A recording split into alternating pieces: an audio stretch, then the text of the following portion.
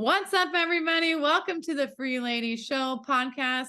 Whatever you want to call it, we're here for you. I'm your host, Brittany McQuethy, and I have a wonderful, wonderful guest, Michelle, today on the podcast. If you guys remember, I think it was a month, I don't even know how long ago, but Amber Tilander came on here and she shared her story of, being, growing up and having a lot of things that happened to her while still maintaining a wonderful relationship with her mom, which is Michelle, sitting right here in front of you guys. And it's a really beautiful story of how she found strength to heal herself, heal her relationships, and find the man of her dreams. And so we're here to have the other side of the story from her mom and other things like that. She is also an amazing interpreter. Oh my gosh, I'm so sorry, you guys. So just so you know, my brain's a little all over the place. I just found out that I got into a suite here in Sandy, Utah. I'm opening my own salon inside a suite, inside of a business. And so that's all I've been doing for the past 5 days, 6 days. And so just all in it, all in it. So entrepreneur is the word I was supposed to say. Kind of close. Close. I interpret a lot of shit. Right. It all comes together. So bear with me, you guys. But again, you guys are in for a real treat. She's got a powerful story. So Michelle, introduce who you are and tell us what you do.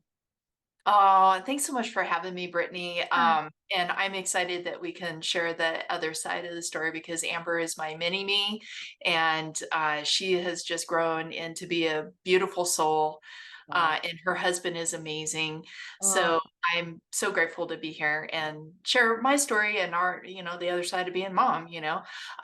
So I am an entrepreneur. I own a business consulting firm. So I help the businesses become more efficient with their processes because that can be very painful for people.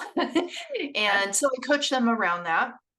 And I've done many different things. I was in the corporate world for a very long time. I have done so much. I've had multiple businesses. I threw up a medical supply company during the pandemic to help out with skilled nursing facilities. Amber actually was a part of that too. So all over the map. But I have an MBA from University of Redlands, and I'm something called a Lean Six Sigma Master Black Belt. And I like to tell people I just go around doing karate all day because nobody knows what the hell that is. So I love that. Dang. Go get it. So Michelle was so sweet. She sent me her book. It's called Think Big. It's a bunch of entrepreneurs in here. And yeah, like you started a business like within 2 weeks during the pandemic to help, as many people as you can. So talk about taking action. You are a woman of action for sure. And that is incredible to me. And it was incredible just to kind of read a little bit about you and everything like that. But before we get into all your businesses that you have done. So if you guys watched the episode with Amber, she had a pretty crazy upbringing. And, she had a terrible experience with, people in her life and men in her life and kind of creepy dudes in her life and all these things. And it's a very beautiful story of how she got out and grew and literally took off the bags off her back and let go of her past so she can move forward, heal, and then find the man of her dreams. And she's doing so well today. So what was that experience like, when you first found out about what was happening with Amber when all that was going down? yeah, it was my background, single mom. Right. Don't recommend it. But I mean, we end up there and stuff happens. And it was actually a good thing that her dad and I divorced because I think the trauma that she would have endured going into her teenage years would have been far greater than me being a single mom. But that being said, some events happened in her life. And as a mom, I can tell you that myself and my dad went to the gentleman's door and threatened him. Which don't recommend doing that either. That Right. didn't turn out well, but yeah, it is painful. It was shockful. I didn't believe, what was happening. There are definitely predators out there in the world, and I know Amber's very passionate about that. I'm very passionate about predators and children as well, and I had no idea that this was going on underneath my nose. So He was your it neighbor, was right? it was crazy. It was your neighbor, right? Yeah. Yeah. uh, had no idea. And the reason why I call him a predator is because, he did all the predatory things, getting to know me and, oh, can I help you with your car and this and that. And I had no idea, what his true intent was. So it was hard. And then, of course, her dad just is, can I say he's an asshole? I don't know. Can I say that? And yes, you can. He really is. And so that experience, with him, after we divorced, not wanting anything to do with her, and his whole family subsequently the same thing. They didn't want anything to do with her. Her grandfather would drive by and she'd be on the corner waiting for the bus for school and she'd be waving and he would turn his head. So the whole family has some really deep, Yeah. messed up issues. But you know, my side, it was very painful because I was, at one point I was working 3 jobs, and still ended up on the soccer field, to watch her practice and do games. And so it was really hard. It was very hard on me. And I burned candles at both ends and then some so that I could still be that supportive mom. And I think she's turned out amazingly well. I mean, she is a beautiful soul, a wonderful woman, a great entrepreneur, fantastic wife, the best daughter I could ever have. Although I can tell you, when she was younger, there was a time that I actually thought that she was from another planet, and I was convinced that one of us was going to kill us. And it was about that time that she was having hormones, come in, and so little things like, hey, can you take out the trash? And so Yeah. anyhow, the normal stuff. But, we're, 37 years later, we're best of friends, and she's the best thing. Oh my gosh, I'm gonna cry. She's the best thing that's ever happened to me, truly. Yeah. And she's amazing. She's She just, is amazing. I mean, I can't believe all that stuff that she went through with the predators and her first husband of, all the abuse, the verbal abuse, and her not feeling that she was worthy and going through all these things of like really understanding that it's, coming from, not having her dad in her life, and as that happens as to a child, you subconsciously try to attract men to love you. And you don't understand, what it is you're actually wanting or searching for, because you have this disconnection of how a man has treated you, because you only can compare them to your father. And so Amber, you guys, like, if you don't remember the episode, she was stalked by her neighbor. She married an asshole the first time around, and yeah. she was abused, and she didn't feel like she was worthy. She thought that's the way it was. She thought, this is how it's supposed to be, until one day she woke up. And I still can't imagine how that is also, also finding out the predator from next door, and then finding out that she's in a situation again, with her first husband, because, Amber's an angel. I mean, she's such a beautiful woman now. And it's just, and I think you probably have always seen that as her mom, striving for excellence, doing whatever you could to be supportive of her. And, recognizing that, of course, I have to let my daughter learn these things, which probably was very hard for you. But at the same time, guide her to be the best that she could. And I just, as my boyfriend has 3 girls, they're 14, 11, and 7. And, these are the things that I get scared about too. There's freaking predators all over the place. So I'm extremely passionate about, donating to like Our Rescue and um Underground Railroad and all these things because child trafficking is crazy.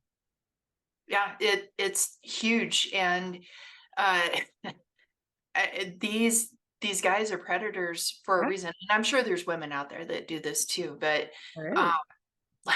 just I mean, I don't even know what to say. Like, I didn't even know it was happening, to be honest with you. Right. I didn't, I've got, a dead battery in the car. Oh, Michelle, I'll help you, jump start it and blah, blah, and no idea, no idea what was going on, and, um, she didn't date until she was 17. That's a funny story. Did she tell you that?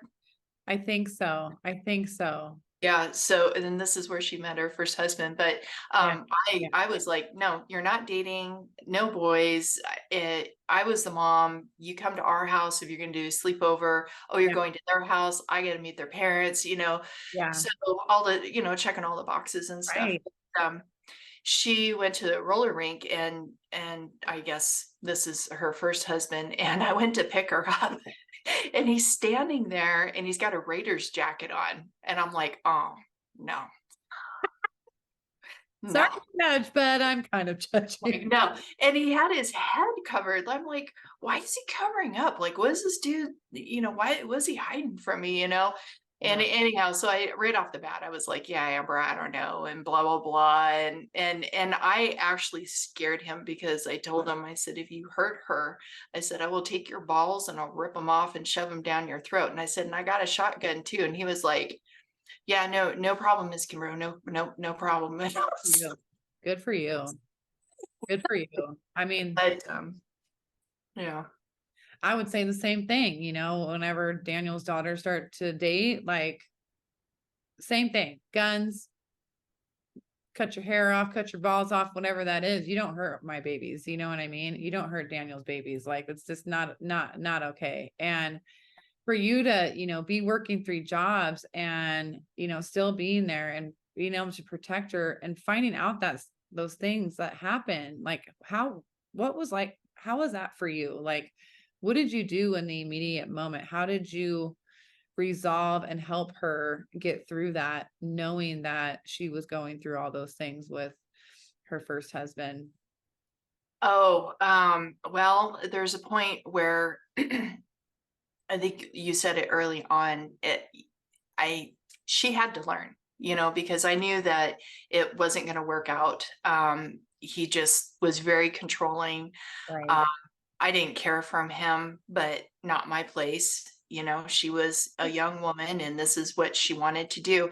And I remember I had gone to dinner with her, the day before, a couple days before the wedding, and I asked her, I said, are you sure Right. about this? Because I knew in my heart it Right. was not like it was not good. And she's like, "No, no, no." I'm like, "Okay." I'm like, "Because I'm okay if you want to back out. I'm Right. good with that." "No, no, no." I'm like, "Okay."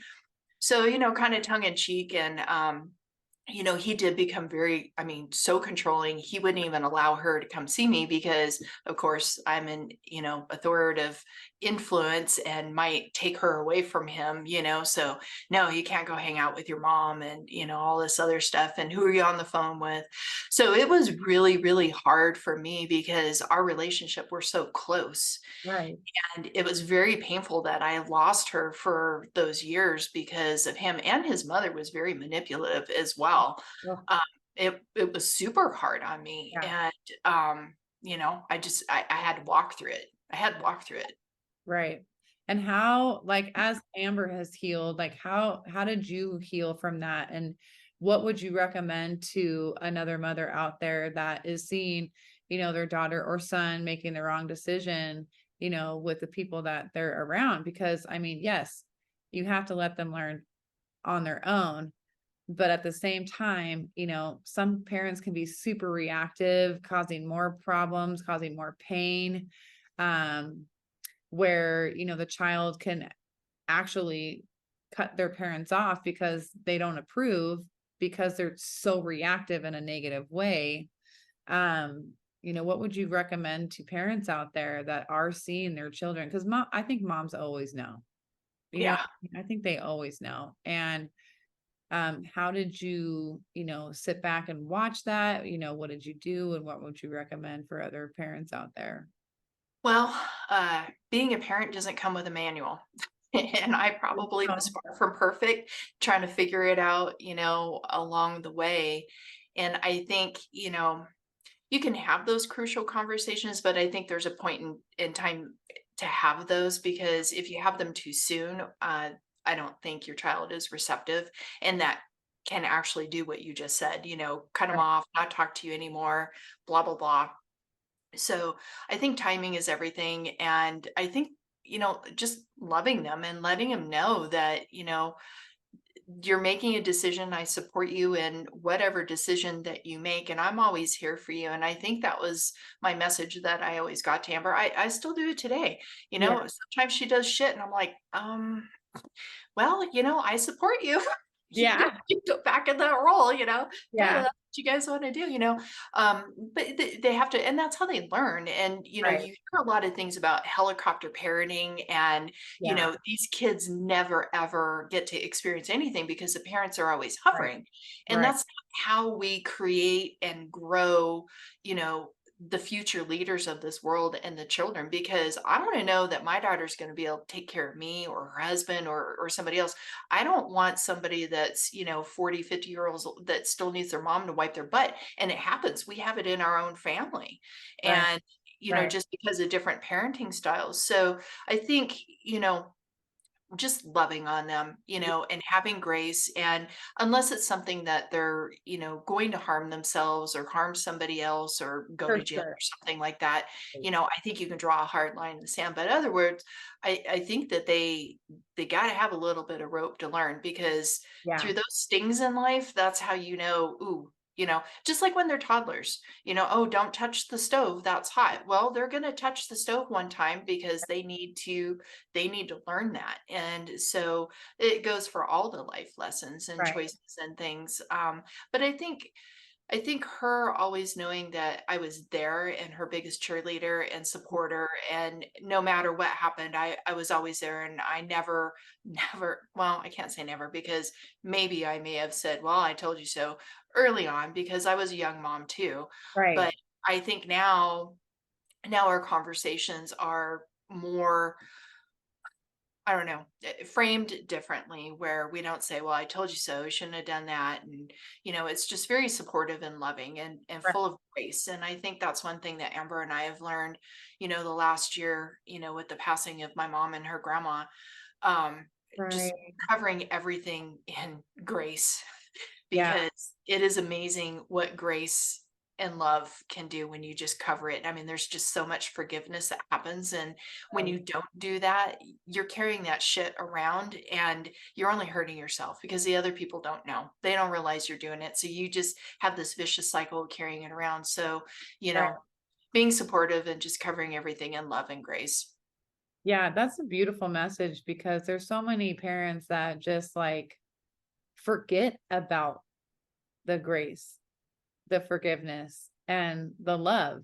They just want to be reactive, or they want to be in their own head, like this is the only way, and not being accepting, and not holding space for their kids. Like, it's just, I think, even from my own upbringing, and still to this day, if my mom just like loved me for me, I think things would be a lot different, and I think they would have been a lot different a long time ago. But I also feel like she needed to love her for her, and all of her, past and things like that. So there's kind of like a two, you know, in like having faith in yourself dilemma of your child and yourself, of what that relationship pertains. Because, for you, knowing that you're taking care of yourself, taking care of her, and doing whatever it takes for your family, you were putting your family first, and everything that you were doing to make sure everybody was okay. And that's so selfless. You know what I mean? It's so like giving, and it's a loving act of kindness, whether, your child sees that or not, but that's how it should be. And of course, there's no right or wrong way to parent any child, but there's definitely a need for children to be loved for who they are. I feel like there's so much distractions these days that it can get so lost in business. It can get lost in working too much. It can just get lost, with not communicating, between the parents, between your kids. And it's so important. Like, love takes no energy. Hate takes so much energy, and it Mhm. just rots you away, and it rots the things around you. And it's like, why do you want to live that way? Why? Which Yeah. means it's something in here in yourself. And so I think because you had that faith in yourself, you were able to love her and give her space. And I think what you did is why she's such an amazing woman today. You know, Oh, thank you. she is like, I just love, I loved talking to her. Daniel had her on his podcast as well, my boyfriend. And I love her story. And it's just, there's a lot of women that have gone through those things, a lot of women who are scared to share it. And if you're women out there like that are being abused, or you are being, creeped on in a really, really negative way, you need to tell somebody. You need to talk to somebody. Tell anybody that you trust, and reach out to, people like us, Amber, that can help guide you to somebody else where you can get help. So we're here for that. Because it's, even with just sex trafficking in the United States, it's almost as bad as dealing drugs. That's a Yeah. really scary thought. Really scary thought. So just be aware as parents, you guys, and just, honor yourself so you can honor others and your family.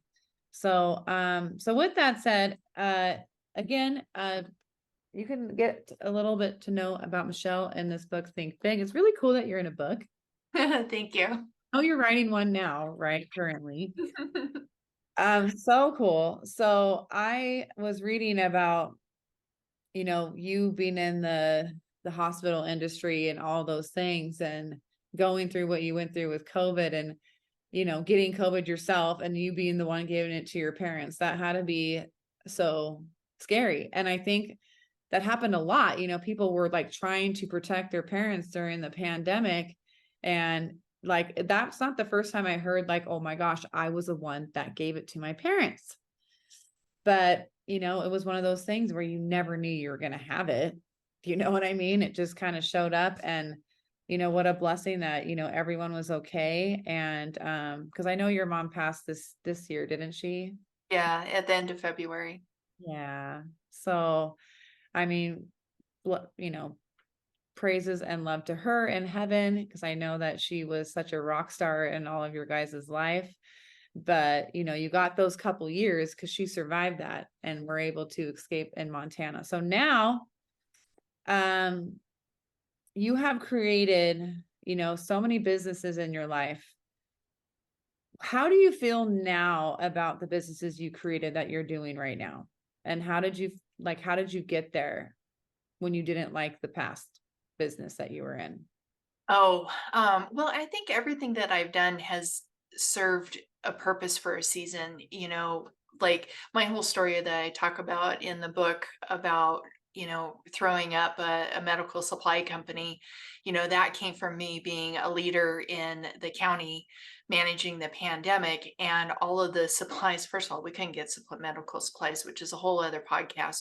And the bureaucracy that our government plays, it's all bullshit. So all of the supplies that whatever we had that the county was hoarding was going to the hospitals, and there were 1,500 skilled nursing facilities and microsites, so like assisted living homes and things like that, that were not able to get, PPE. And one of the skilled nursing facilities actually made CBS News, or what, I don't know, it was nationwide news, and they showed, the National Guard coming in because the staff walked out and they left 100 patients.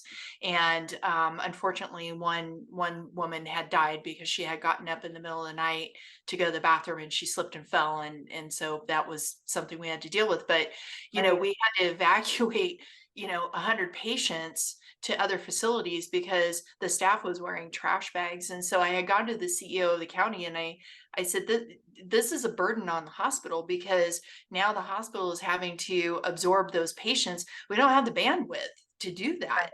And it's a very, very solvable problem. All we need to do is get them the stuff that they need to Right. continue safely taking care of these patients at that level of care. Right. And so through my connections, with the work that I did with the county, I laugh because at one point we had chartered planes from some casino people in Las Vegas, and we were having, it was at the time that China locked down any PPE leaving the country. And so we had the little Chinamen with isolation gowns in backpacks Wow. walking across China and the hills and stuff, and getting on those little tuk-tuk boats or whatever they are, I don't know what they're called, going over to Hong Kong to meet the plane so that the plane can deliver the isolation gowns to LAX. That's how we were getting PPE in at one point. So through Wow. all of my connections of, helping the county and 17 hospitals and all these other Wow. sites, I made connections. And so I said, we got to fix this, because the Right. hospitals can't absorb that anymore. Because we were, the county that I was in Southern California, it was one of the hardest hit counties in all of California. And we were surging really bad and we had deaths, and it was just a really awful situation. And so we needed to keep them out of the hospital. So part of the solution was, we resurrected, this PPE company so that we could support those sites. And then that turned into us supporting states, and then we actually did international business with Health Canada. So it scaled to this really crazy thing that Wow. all I wanted to do, like I didn't even want to make any money. And we really didn't make any money because we were trying Right. to keep costs down, because Right. nursing homes don't have the cash flow that a hospital does, right? Exactly. So, to them, paying $20 for an N95 mask, they just can't do it, So, that was part of our goal, was, so it was almost like a, I don't know, a nonprofit thing. I mean, we had to make a little bit of money, but it was mostly just to support those sites so that we could keep those patients there and not have to evacuate and make nationwide news. That was so embarrassing. Yeah. I So mean, Southern embarrassing. California, I mean, California itself during the pandemic, like, I feel like, because, everywhere else, it wasn't bad. I feel like California, and I was there in Southern California during the pandemic. I believe that they scared the shit out of you on purpose so you didn't go outside and get natural immunity. And I personally think that is why California was so sick, because they isolated, everyone lived in fear. And when you live in fear, it brings toxins to your body. Yeah. It's wild. It's very true. And when you're stuck inside your house, you're not in the sunshine, you're not like just going on a walk. People were scared of doing all these things, and that also will brew other viruses because you're not outside naturally burning them off. Like, we're always naturally burning them off, you just don't know it. Right. That's what I Right. believe. I think California did a terrible job, and I still think, well, that's another I podcast too. I know. Well, I lived it, and I was at the executive table with, HHS and the state of California, and I have been privy to so many conversations. At one point, I asked the CEO of the county, I said, "What the hell are we doing here? I thought we were saving lives. Like, they won't give us the supplies, they won't give us ventilators, they won't help us, the state won't help us, the feds are like, you're on your own." I'm like, Yeah, what are we really doing here? right. Because Right. This ain't working. Right. Right. You know what I You mean? know? Like, And we, you know, we were short like 600 ventilators for the county. And I don't ever want to be in this position again, but we had to develop a triage plan for who would get services. oh my gosh. Yeah. So, it was down to criteria of who would get a ventilator because we didn't have enough. And that must be so heartbreaking. That Yeah. must be so heartbreaking. We didn't have to go there. We didn't have to pull that lever, Right. but we were getting to that point that we had to develop a plan for triaging life-saving equipment. Right. Last time I checked, this was the United States of America. We should not have ever been there. But again, whole other Well, podcast. I was gonna say that's also a whole nother podcast, Whole right? other podcast, whole other book. Um, And you know, it's like, of course, the virus was real. You know, that's a whole nother podcast too of how it is. But you know, it still made people very, very sick, like yourself, you know, like your parents and everything like that. And you know, it is really scary if you're susceptible to that, especially when you're stressed out. You know, you're not as healthy as you want to be because of that stress. Your parents, you know, were just not being able to do things like there are a lot of things that can make you more sick because of your situation and your health and all those things. And, you know, of course, like everyone who passed because of COVID, like in those families, I always pray for them, you know, no matter what, like I believe and what they believe, it's still very, very sad because I truly believe it could have been done differently.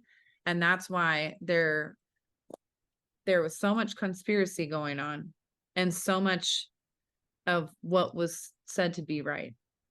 But well, because there was so much conspiracy, there had to be a middle. And that's why you knew that you were being lied to. And that's what was, it's so sad that our country has come down to that. And it's like, I always think to myself, why?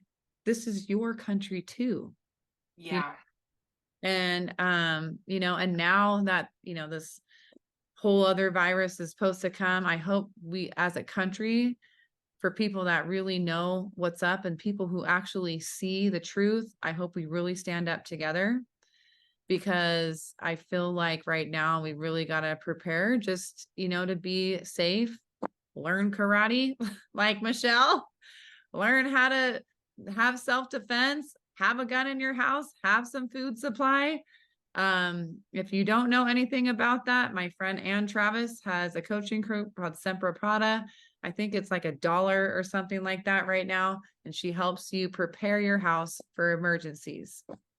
So just things like that, you know, it's very much like Michelle was in it, you guys. So it's like it's very much to be aware of your surroundings and who you're listening to and open your eyes. Like people are so blinded by fear. And you know, you took that to the next level because of your connections and getting help. And talk about, you know, connections for a second. How Yeah. important it is to have connections when you have a business and when you have multiple businesses going on. How important are It's those connections to you? huge, huge. Networking, connections, and relationships are huge in anything that you do because you're always separated 1 degree from that next thing. And if I didn't have the connections that I did, we never would have been able to throw up, a medical supply company in 2 weeks and, you Yeah, know, help people, and it's huge. I mean, the supplier that we got hooked up with, he's got manufacturing facilities here in South Carolina and also one of the largest ones in China. And so his whole system was a closed loop and wasn't dependent on anything else. He was a raw material manufacturer. So shut down part of his production line. He normally does like, like clothing bags from Nordstrom's and things like that and car mats.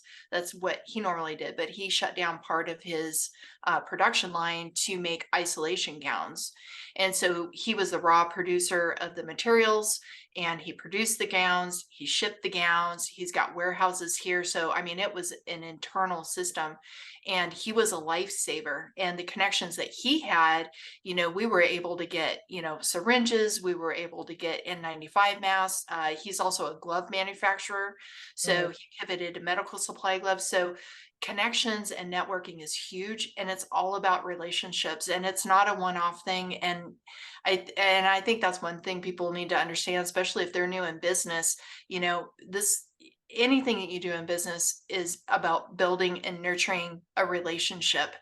And it's not what is in it for me, but it's how can I help you? How can I support you? And that's how you build that network of community where if something like that happens, people are willing to come around you and help support, the whole village thing.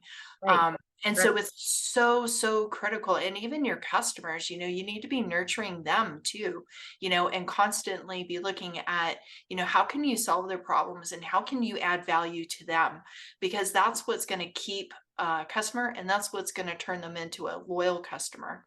And the same thing with networks. I did real estate syndications too. I've raised tons of capital, and it's all about the relationship. It's not about what's in it for you. It's not what you can get out of it. It's always about that other person. I agree, and that is something like I constantly see with people that are really successful. They come out of the woodwork. I always feel like everything in success always comes from a good place because you want to be successful for you and your family. And then something changes, right? And that humbleness goes away. And you always need to stay humble and hungry first and foremost. Like you never want to go into business like you just said of wanting something just so you can have it yourself.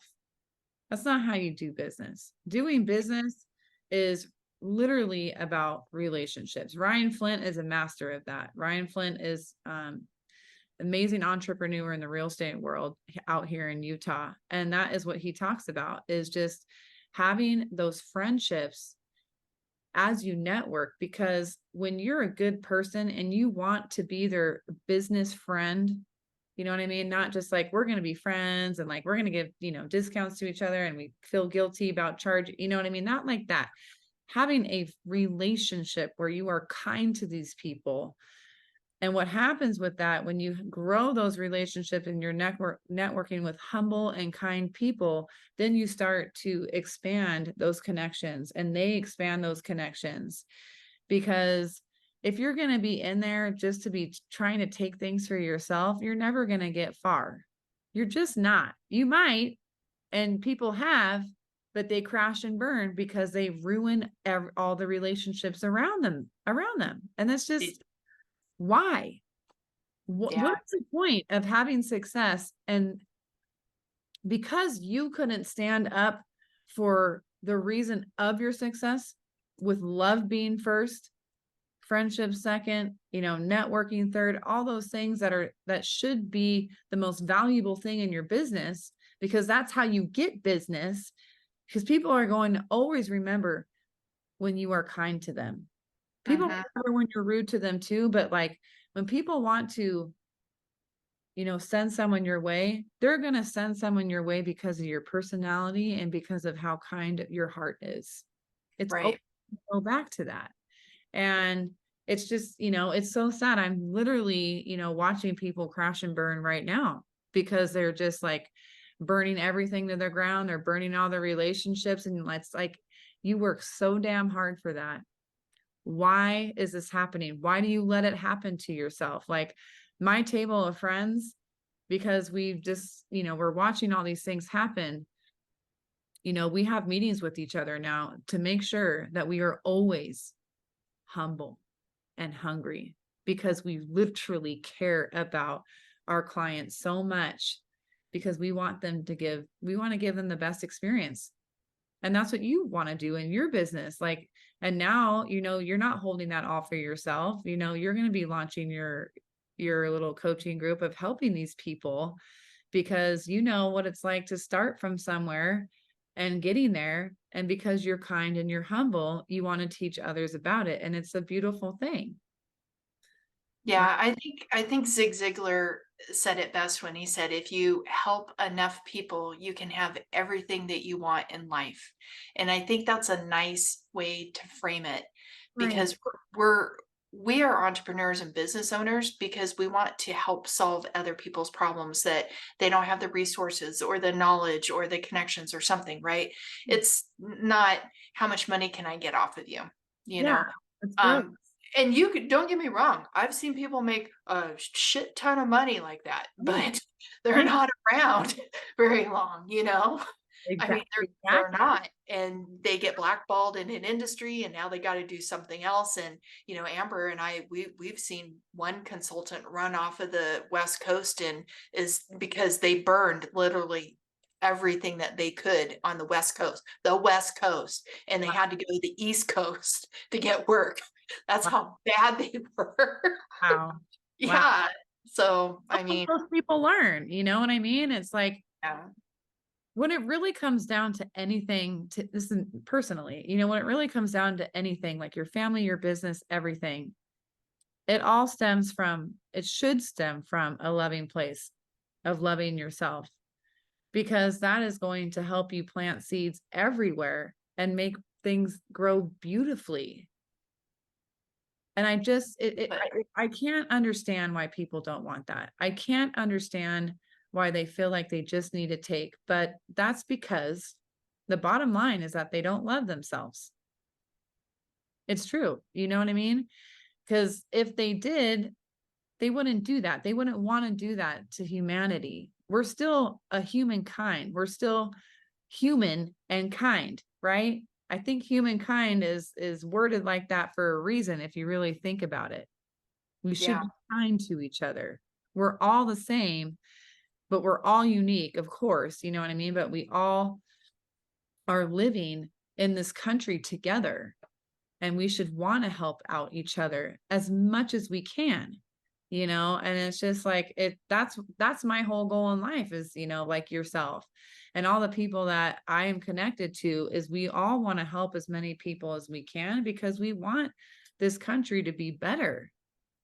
yeah. And when you talk about, that you think about legacy. So, what is your legacy that you want to leave behind? Yeah, you want to live this great life and whatever. But, my legacy is I want to leave this place a much better place than when I left it, you know? So, whatever crap I've been through, going through, will go through in the future, if any of that can help inspire hope, and joy in somebody, especially in the dark times, and I've had some dark, dark times in my life. Mm. And if those things can help somebody and help the world be a better place, that's what I want on my tombstone. She left Ah, the place better than when she came into it. And it's not an easy journey. It's not no, an easy no, it's journey at not. all. It's not an easy journey. That's why I launched a coaching group, because I used to hate myself. I used to be in such dark places. And mind you, we still go in dark places Mhm. because they teach us the most about ourselves and, how we can push through that fear and how we can push through the next fear of what comes. Because, just because we love ourselves now doesn't mean that we're going to go through some hard times. But through loving ourselves, we know how to get through those times.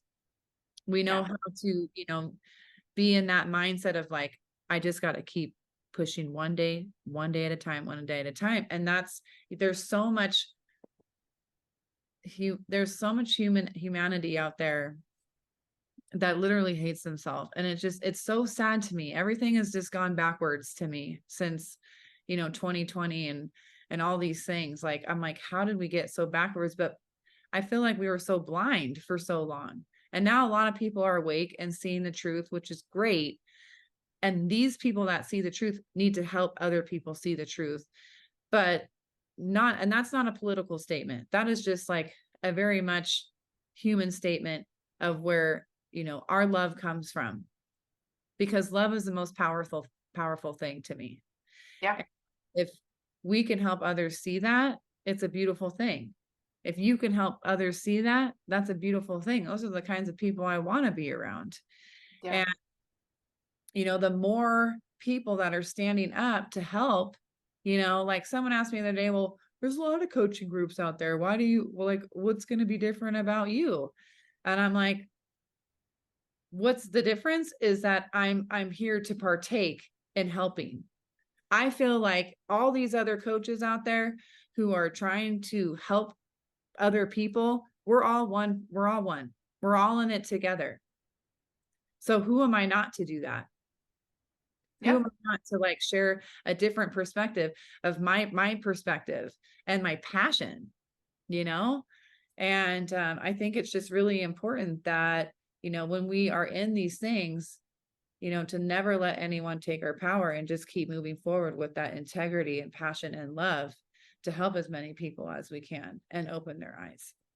Yeah, there's a lot to be said in that and unpack, right? Because it comes Sure. down to mindset. And yes, you have to love yourself enough to get up, Yeah. and keep moving forward. And like in the book I talk about, I almost died. I had 10% lung capacity. Yeah. And I remember laying there and pleading to God, I was not ready to die.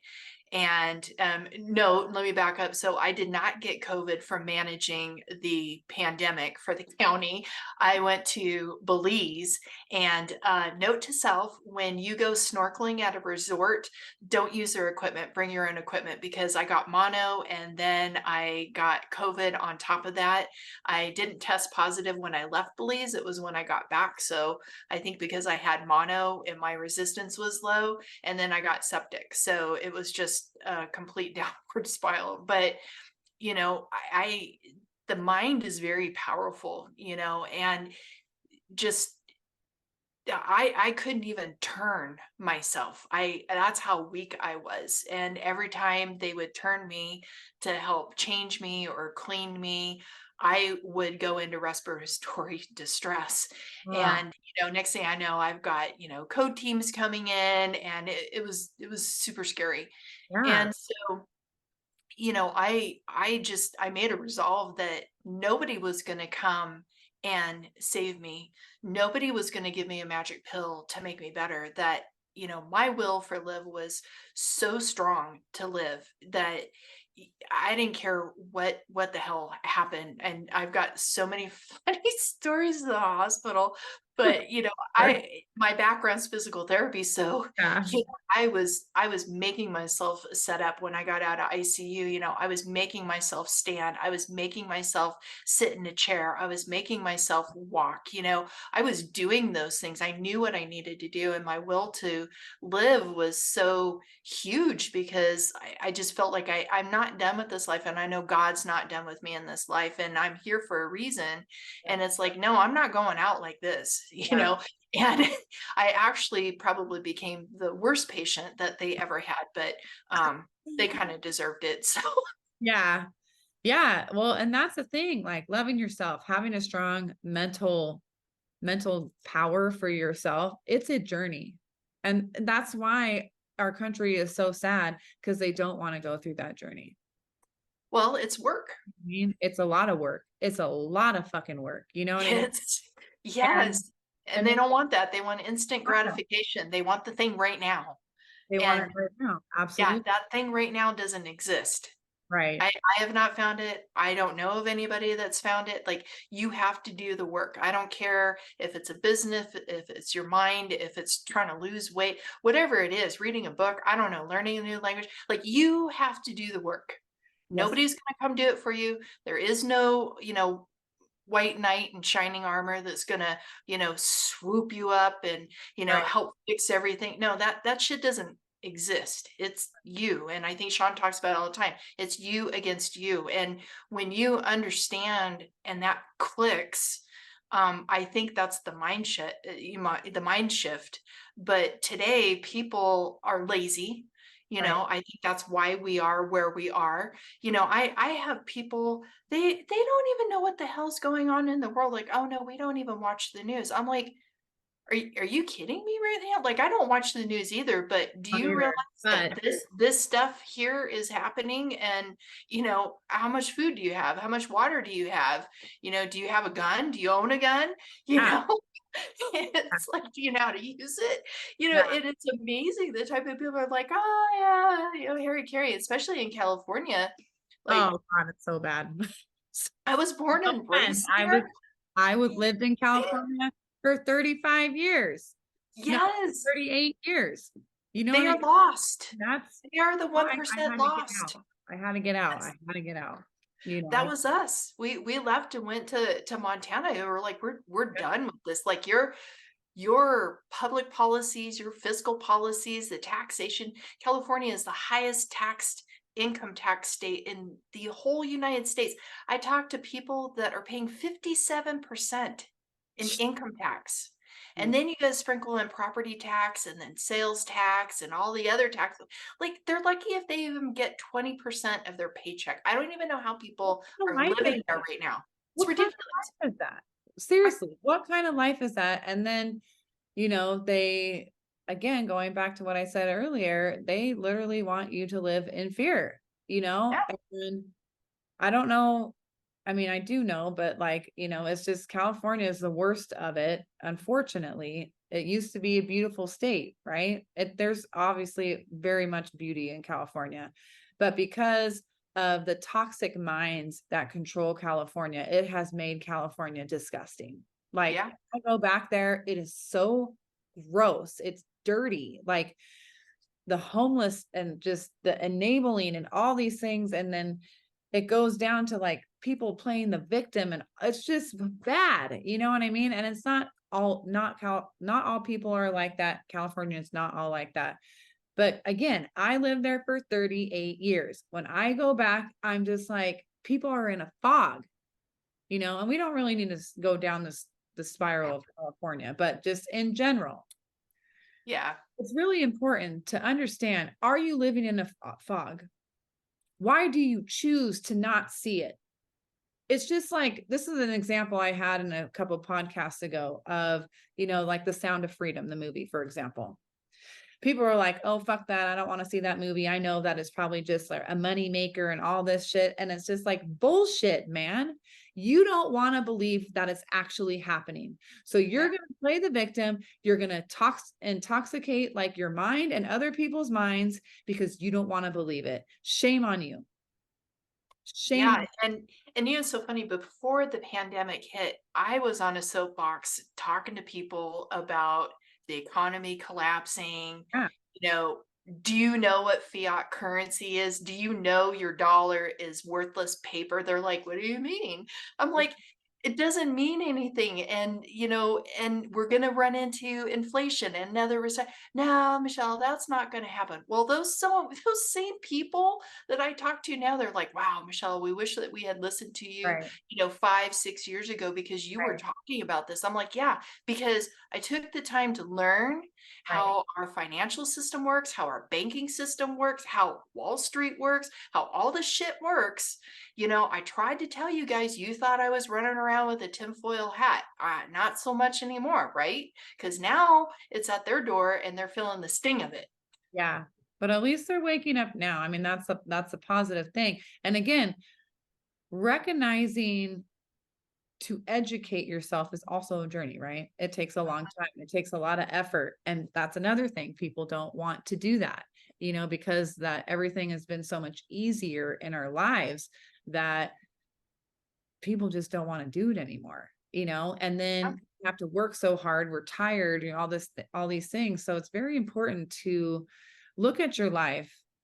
Are you passionate about what you're doing? Do you get to spend enough time with your family? Do you get to enjoy your life? And if those things are not adding up, have the ability and mindset to change it. And don't be afraid, because nobody's going to take anything from you, because the only person's going to take from you is yourself. Yeah. And so it's really important to figure out how you can invest in yourself in coaching groups, in leaders like yourself, Michelle, and learn from these people that want to help you. We're here to help you in any aspect, right? Michelle's Yeah. out is here to help you in business. I'm here to help you learn to love yourself. This content is all free with my podcast, because I want people to understand that they have a safe space to come to ask questions, right? And we're all here together. That's why I said a long time ago. I mean, not a long time ago, but a few minutes ago, is that when I got asked, why I was doing this coaching group, right? It's just because we're all wanting to lead and help lead each other so other people can be leaders as well. Yeah, it's critical because if we keep with the status quo and we have nothing but followers, we're doomed. Yep. As a country, we're absolutely doomed. And so we have to rise up and we have to educate ourselves. And that doesn't mean going and getting a 4-year degree, but learn about these policies and learn about the Federal Reserve and educate yourself that, our dollar isn't backed by anything. It's just paper and fiat currency, and learn about BRICS on how they're going to create their own currency that's backed by gold. These are things that should be scaring the boots off of people right now. We have a lot at risk here as a country because of things that are going on.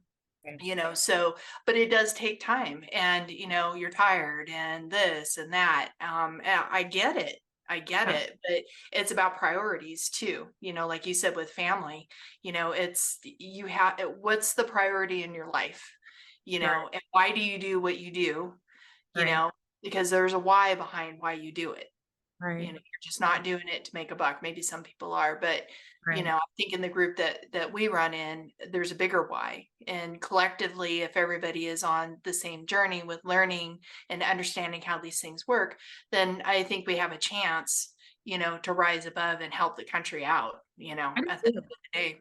I do too. Like, even though they're trying to scare people right now and be like, I think, you know, the leaders that have been producing, since this pandemic are going to shine bright because it all comes from love. I really Yeah. truly believe that. And it's really about banding together, taking the time to learn what are your priorities, just like you said.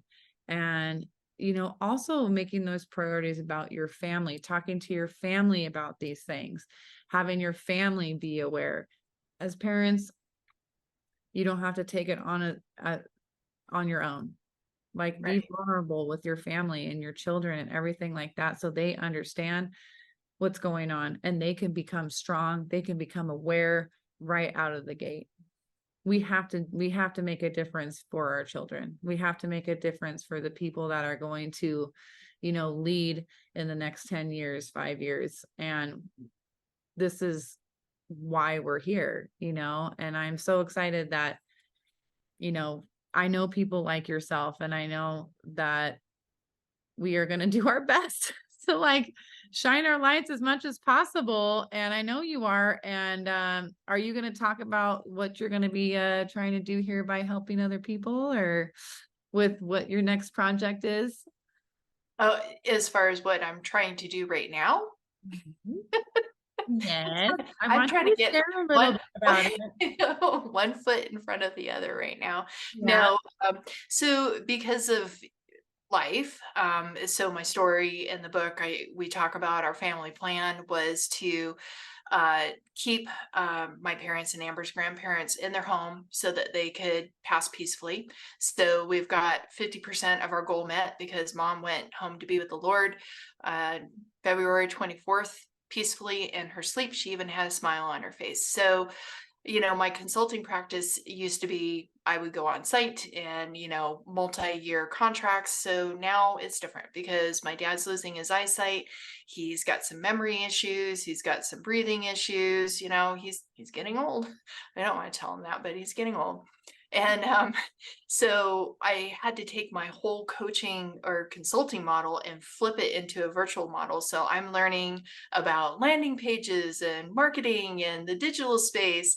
Ah, And so my intent is actually to take everything that I did in the brick and mortar business and do it in a virtual environment. So I'm actually teaching people how to use lean methodology to fix their processes so that they can increase capacity and ultimately hit revenue and customers. So I'm taking them through all the tools. I've trained over 2,000 people in the methodology. I've got over 500 projects in my portfolio that I've coached people through. And so just taking them through that, so they'll come through my program, they'll learn the tools, they'll have a project that relates to their business, and I'll help coach them so that they can get their project over the finish line. So my whole teaching methodology is to teach people how to fish, because there's a lot of these big five consulting firms that will come into businesses and just tell them how to do it, and they give a blueprint and then they leave and the people don't know how to do it.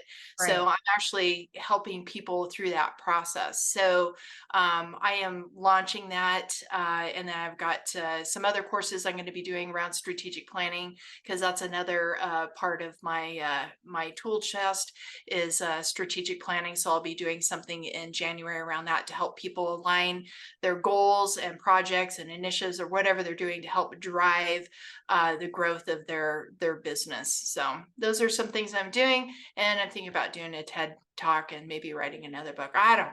Heck yeah, that's wonderful, you guys. And like, I think the biggest thing that Michelle is teaching you right now is just don't be afraid. If you have something that you're passionate about and you have skills, teach it to other people. There's no reason to keep it to yourself, and just take action and just believe that, you're on the right path of, sharing your unique story, sharing your wisdom with other people. I think that's freaking badass, Michelle. And I think that's so great. So if you guys, listen to what she just said. If you think that she can help you, reach out to her. I will put her Instagram down below in the Dropbox, and just reach out. Like, people like this is who you want to have your back. You don't want to have, like she was saying, some big ass company going in there telling what to do and leaving you without any tools. Michelle is For going. hundreds of thousands of dollars, by the way. Exactly. So that's another thing that you need to be aware of, how you are hiring the people around you. Just be aware of who they are, where they came from. And you get to hear right here, right now, who Michelle really is. And I would be honored to learn from her, as you guys should too. And if this is something that you want to expand on those questions, reach out to her. Just reach out. You never know Yeah. what can happen when you take that step. It's just like when you want to start working out. Sometimes it's just putting workout shoes on, and you might just sit on the couch that day, putting your whole workout outfit on the next day and still sitting on the couch. But you're taking those little baby steps to get there, to be confident. So just ask. Asking is the hardest thing sometimes for people, because they're so afraid. And when they ask, they're like, oh, why didn't I do that all along? So you guys just ask, reach out, and we are here to help you. And if we don't know the answer, we know somebody else that does. So That is right. And if your audience would like an autograph copy of my book, just have them connect with me on my email so they can send it to michelle@polarislean.com. And I will be more than happy to get an autograph book out to them. that's awesome. I will make Bet. sure that you text me your email address so I write that down properly, and I will put that also in the Dropbox, because I think, yeah, you guys see, cute. I have mine signed and a little. Those little details mean a lot to me, and just you doing that is really beautiful, and that's why I know you're good. So again, all that information is going to be below. Michelle, thank you so much for being on here and sharing all the things we talked about. We went into like a little bit of everything, which I think is great, because we're here to open your eyes and open your hearts and love you from a screen. Pretty much, I love it. Thank and you so so much. Thank you. yeah. It's been an honor. Yeah, same. If you guys have any other questions, like, please comment below. message us on Instagram and we'll be sure to get back to you. And as you know, as quick as we can. We love you and love yourself. Open your eyes, be a leader, not a follower. And don't ever be afraid to ask questions, you guys. You got this. All right, you guys. Have a good Monday. Bye.